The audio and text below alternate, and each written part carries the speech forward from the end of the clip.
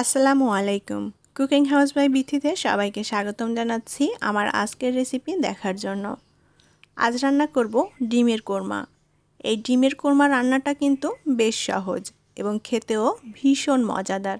তাহলে চলুন রেসিপিটি দেখে নেই। ডিমের কোরমা রান্না করার জন্য আমি এখানে 6টা ডিম নিয়েছি। ডিমগুলো খুব ভালোভাবে সেদ্ধ করে খোসাটা ছাড়িয়ে নিয়েছি। এখন এই ডিমের মধ্যে দিয়ে দেব সামান্য লবণ। এখন ডিমগুলো ভেজে নেব। চুলায় একটা প্যান বসিয়ে দিয়ে এখন প্যানে পরিমাণ মতো তেল দিয়ে দিলাম। ডিমগুলো এখানে খুব বেশি কড়া করে ভাজা যাবে না, একেবারে হালকা করে ভেজে নিতে হবে। ডিমটা যদি খুব বেশি কড়া করে ভাজা হয়ে যায় তাহলে ডিমের উপরিভাগটা কিন্তু শক্ত হয়ে যাবে, সেক্ষেত্রে ডিমের কুরমাটা খেতে ভালো লাগবে না। একটু নাড়াচাড়া দিয়ে ডিমগুলোকে ভালোভাবে ভেজে নিতে হবে। ডিমগুলো ভাজা হয়ে গিয়েছে, এখন তেল থেকে তুলে নেব। আমি এখানে 2 টুকরো দারুচিনি, কয়েকটা গোলমরিচ এবং কয়েকটা এলাচি নিয়েছি। এখন এটা তেলের মধ্যে দিয়ে একটু ভেজে নিতে হবে। আর দিয়ে দেব 2টা তেজপাতা। এবার এই গরম মশলাটা একটু ভেজে নেব। আমি কিন্তু এখানে লবঙ্গ ব্যবহার করিনি।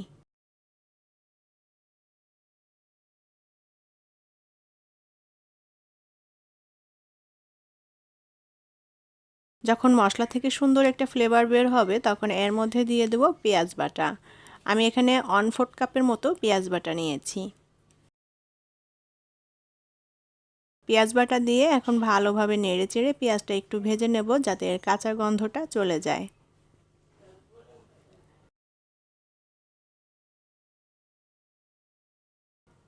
পেঁয়াজটা একটু ভেজে নিয়েছি এবং এর কাঁচা গন্ধটাও চলে গিয়েছে। এখন এর মধ্যে দিয়ে দেব রসুন বাটা। 1 চা চামচ পরিমাণ দিয়ে দিলাম এখানে রসুন বাটা। আর দিয়ে দেব 1 চা চামচ পরিমাণ আদা বাটা।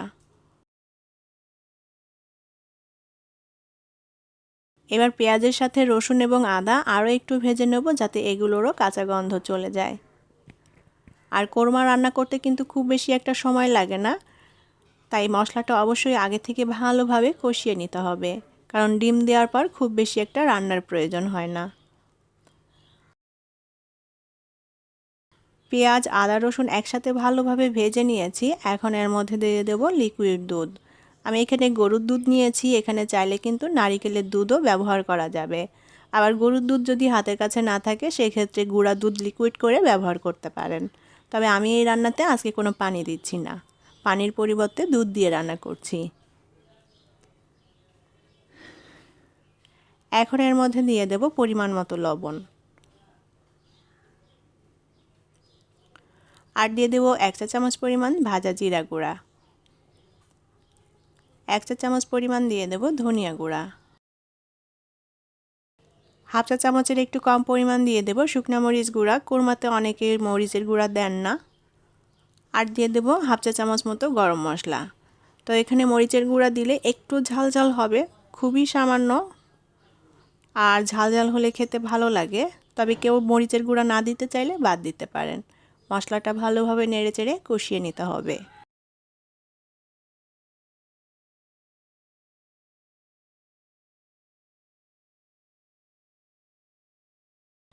অল্প আঁচে ভালোভাবে নেড়েচেড়ে আমি মশলাটা কষিয়ে নিয়েছি। এখন এর মধ্যে দিয়ে দেব বাদাম বাটা। আমি এখানে কাজু বাদাম বাটা নিয়েছি 2 টেবিল চামচ মতো। আর দিয়ে দেব টক দই। টক দই এখানে নিয়েছি 1/4 কাপের মতো। আর এখানে কাজু বাদামের পরিবর্তে চীনা বাদামও ব্যবহার করা যাবে। এখন কাজু বাদাম এবং দই খুব ভালোভাবে নেড়েচেড়ে মশলার সাথে মিশিয়ে নেব। অল্প আঁচে নেড়েচেড়ে মশলাটা ভালোভাবে কষিয়ে নিতে হবে যেন মশলাটা পুড়ে না যায়। ডিমের এই কোরমাটা অনেকে সাদা রাখতে পছন্দ করেন, তবে কোরমাটা যদি কেউ সাদা রাখতে চান সেক্ষেত্রে মরিচের গুঁড়াটা এখানে স্কিপ করতে হবে। এখানে শুকনা মরিচের গুঁড়া দেওয়া যাবে না।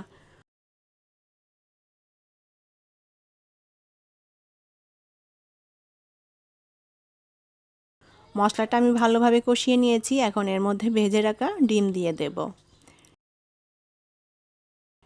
এখন মশলার সাথে ডিমটা খুব ভালোভাবে নেড়েচেড়ে আমি 2 মিনিটের মতো কষিয়ে নেব।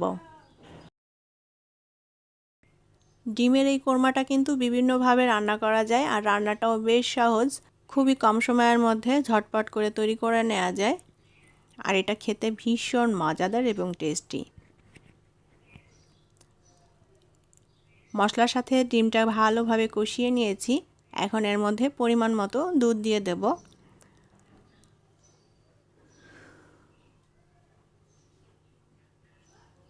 আমি এখানে প্রায় 1.5 কাপের মতো দুধ দিয়ে দিলাম। এখানে দুধের পরিবর্তে পানিও ব্যবহার করতে পারেন। আবার এখানে নারিকেলের দুধ দিয়েও কিন্তু এই ডিমের কোরমাটা রান্না করা যায়। নারিকেলের দুধ দিয়ে ডিমের কোরমাটা খেতে অসম্ভব মজার হয়। এখন ভালোভাবে জাল দিয়ে ডিমটা রান্না করে নেব। ডিমের কোরমার ঝোলটা অনেকে পাতলা খেতে পছন্দ করেন, আবার অনেকে ঘন খেতে পছন্দ করেন। এটা যার যার পছন্দ অনুযায়ী ডিমের কোরমার ঝোলটা রাখতে পারেন। আমি ঝোলটা আর একটু সামান্য শুকিয়ে নেব। এখন এর মধ্যে দিয়ে দেব 1/2 চা চামচ পরিমাণ গরম মশলার গুঁড়া।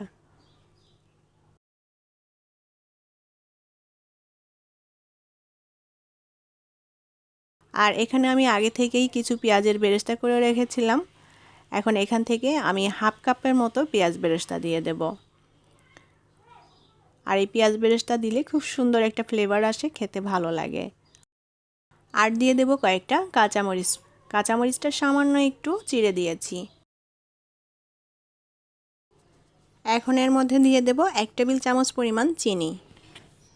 যেহেতু এখানে টক দই দিয়েছিলাম, চিনিটা দিলে সেই টক দইয়ের ব্যালেন্সটা ঠিক রাখবে। আর কোরমাটা সাধারণত একটু মিষ্টি মিষ্টি খেতে হয়, সেক্ষেত্রে চিনিটা দিলে খুবই ভালো লাগবে। খুব ভালোভাবে নেড়েচেড়ে মশলাটা মিশিয়ে নেব।